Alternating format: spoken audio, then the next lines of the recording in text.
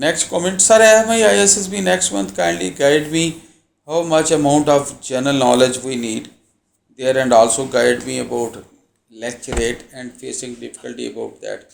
Please respond like कीजिए, please respond कीजिएगा। ठीक, रिस्पॉन्ड तो बेटा हो गया। अच्छा, अमाउंट ऑफ जनरल नॉलेज नहीं होता। जनरल नॉलेज आप सीखें, करंट रहें, करंट इंग्लिश प्रोग्राम से, चीज़ों से अब्रेस्ट रहें। बहुत ज़्यादा चांद से उतरा वो बंदा नहीं चाहिए होता।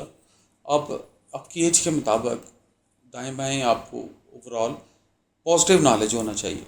नेगेटिव नॉलेज है अननेसेसरी सोशल मीडिया। मैं नेगेटिव चीज़ों में नहीं पढ़ता।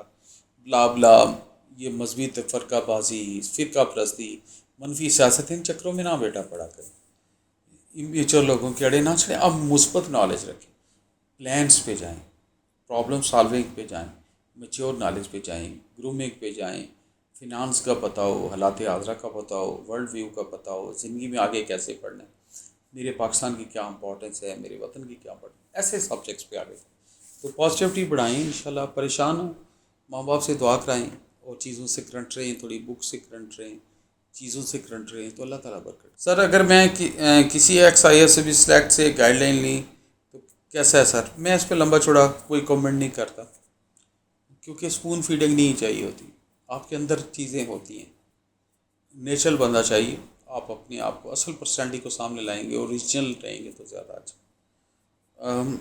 Sir, I wanted to ask what is weightage of FSC marks to MDCAT marks in procedure product of army cadet and what are the chances of. ये सवाल इसके लिए इसका कोई जवाब नहीं कि नम्स के तहत होता है एग्ज़ाम। नम्स की वेबसाइट पढ़ लें, उसके मुताबिक पॉलिसी के आप चलें। Sir, kindly you can explain the whole procedure for airmen on Pakistan Air Force to join PMA, and what are the basic differences between ISSB journey of civilians and military background like soldier, airmen और naval? बेटा वो एक जैसा ही journey है। फ़र्क सिर्फ ये है कि एयरमैन से आप थ्रू प्रॉपर चैनल अप्लाई करते हैं, बाकी ISSB में तो सारे इकट्ठे ही होते हैं, क्योंकि ISSB exam is the exam of qualities. उसमें कोई बहुत ज़्यादा कोई कंपैरिजन नहीं होता, किसी को पता ही नहीं होता कौन किधर से आया। तो आप एक लेवल के लोग होते हैं और एग्ज़ाम आपका एक जैसा होता है। बाकी एयरफोर्स या नेवी से अगर आप आ रहे हैं एयरमैन से, तो मेरे एक दोस्त भी थे जो मेजर रिटायर हुए हैं इस पर। तो आप मेहनत करके आए हैं, आप इंशाल्लाह अगर मेहनत करेंगे और टैलेंट है तो अल्लाह बरकत डालें। तो इसमें ज़्यादा परेशान होने की ज़रूरत नहीं है।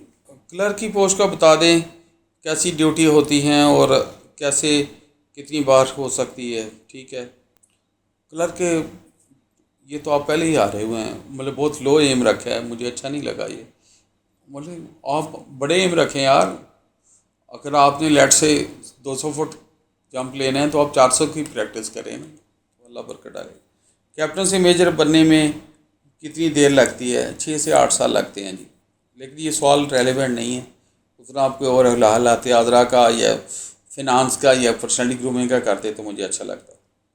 अगला है, sir, I had surgery in my childhood और on foot and no I have scars left over, will be considered medically unfit. नहीं, इसका इतना कोई मसला नहीं है, डॉक्टर साहब को दिखा लीजिएगा, लेकिन इतना प्रॉब्लम नहीं है। तो इस पर ज़्यादा ना सोचा करें, चीज़ों को पॉजिटिव लेके आगे बढ़ें, अल्लाह ताला बरकत डाले। और ये छोटे मोटे लाइफ में आती हैं प्रॉब्लम्स, छोटी मोटी सर्जरी हो गई, चीज़ें हो गई, तो जो बंदा जवान होता है साथ साथ फिटनेस लेवल भी तो बेहतर होता है ना। तो मेरी अल्लाह पाक से दुआ है, अल्लाह ताला मेरे और आपके दिल की दुआएं कबूल करे और हमें कामयाबियाँ दे और हमें मुल्क पाकिस्तान के लिए बेहतर से बेहतर परफॉर्म करने। Thank you very much. Thank you.